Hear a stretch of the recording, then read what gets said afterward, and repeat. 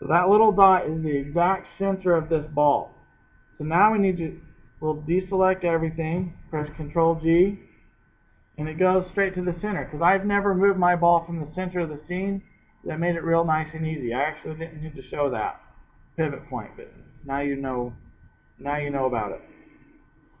Okay, so I'm going to open up my hypergraph, and I've got null 1 and null 2.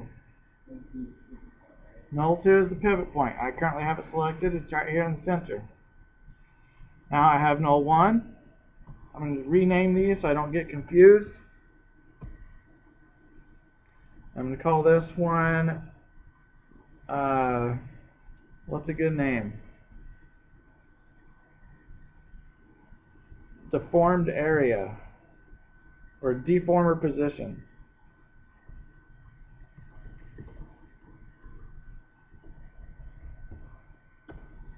Okay, I'm going to call this, rename this one deformer position pivot.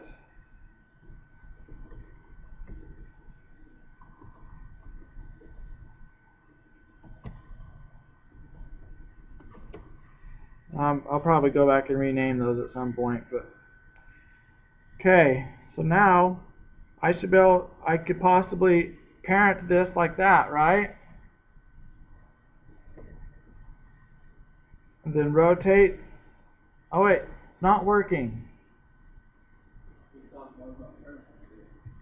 Well, my deformed position is, right? And so it should be affecting the ball, but it's not. So let's do some investigation. I actually knew it wasn't going to, but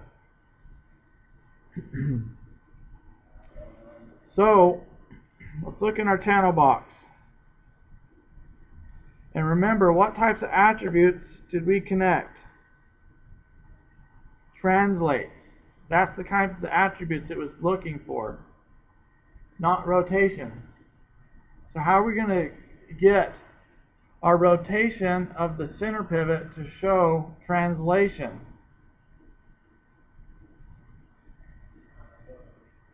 It's a good question. We're going to have to experiment. So I'm guessing it will probably have something to do with constraints. As far as organization goes, I'm going to select all these things. I'm going to go ahead and group them for now. Okay? And I want the pivot to control the deformer position.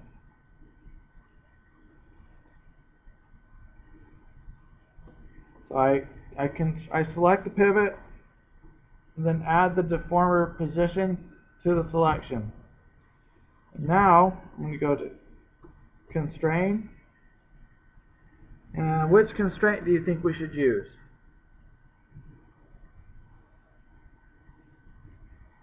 Let's see what orient does. Well, we can tell right off the bat that orient is only controlling the rotates, correct?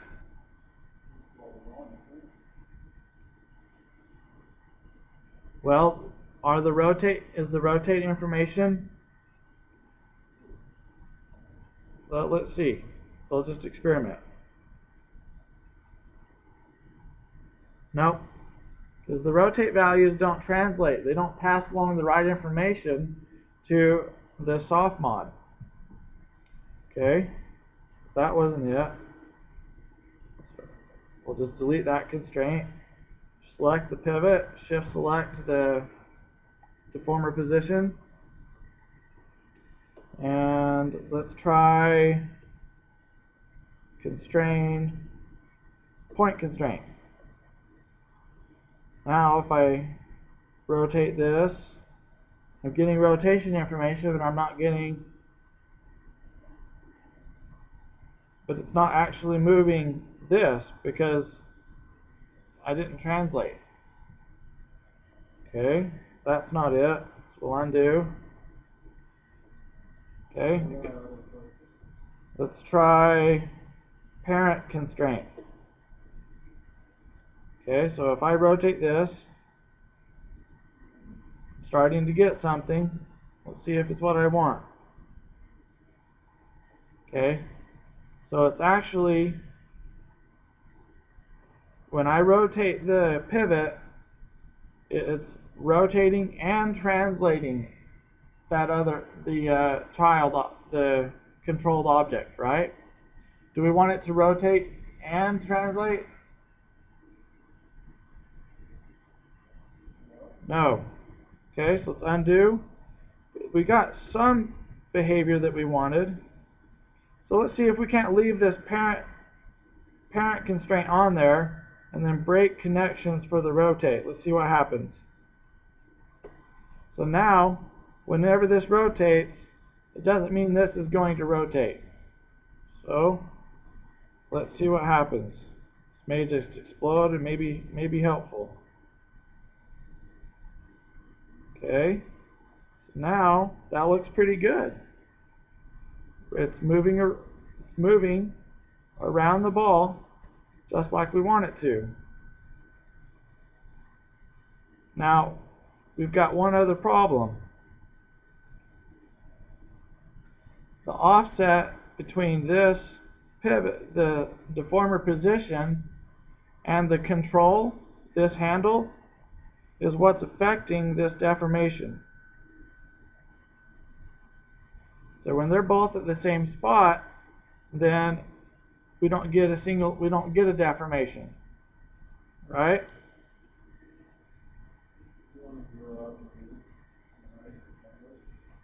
Yeah, this is just our experimentation. We definitely want to have everything zeroed before we fully implement. So if I move that there and rotate,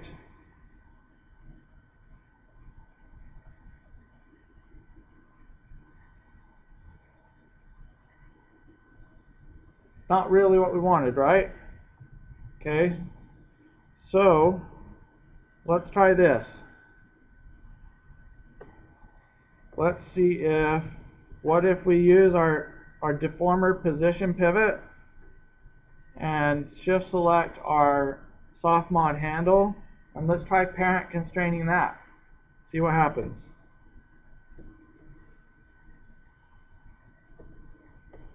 Okay. Now, okay, that's not good. Can't say I anticipated that. Okay.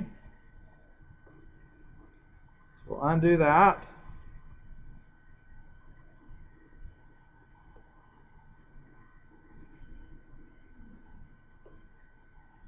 So what if